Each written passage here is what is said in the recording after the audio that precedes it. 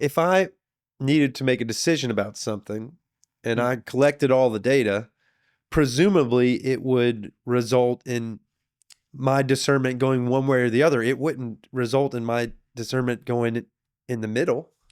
Phil Phails for you. It's interesting. Or in a neutral fashion. It's interesting. In two ways, and probably we want to wrap up this Okay. discussion at some point, but it's interesting in two ways. First, when you said all the data, Ugh. you always have to select which data you'll consider. Yeah, there's a selection process. And secondly, often when you consider both sides, you end up confused. So here's an example.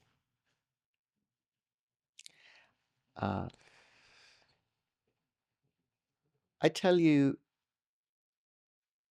so when a doctor is telling you that about a medical option, Yeah. they might say, well, this treatment has a 95% chance of success. And you're like, sounds good, doc. Let's do it. Let's have at it.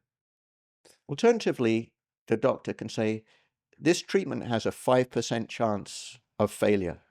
And you're like, whoa, how much is it going to cost? How bad is the failure going to be? This sounds, so you're getting into a different conversation. Yeah. Okay. One pushes you towards the treatment, the other framing pushes you against it. What if you consider both? Does that help? And the answer is, once you consider there's a 95% chance of success and a 5% chance of failure, suddenly you're in a headache position where you're like, I just tell me an easy way to think about this. You're the doctor. Yeah. I'm paying you to make this decision. Well, you're not paying them to make to give you the possibles, and that's what they're doing. Yeah. That is, you're not paying them to be responsible Right. for anything other than what are supposed to be bringing you the cold, hard facts. Right. That's what they're supposed to be. But they're not cold and hard. They need to be framed.